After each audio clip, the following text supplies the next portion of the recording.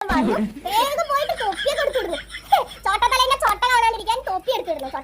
തൊപ്പി എടുത്തിട്ടിട്ട് ഓരോരുത്തരെ ഇല്ലാതാക്കി വരുമ്പോഴേക്കും ടൈം ഒത്തിരി വേസ്റ്റായി ഒരുപാട് പേര് വീണ്ടും ബലിയാടുകളാവും.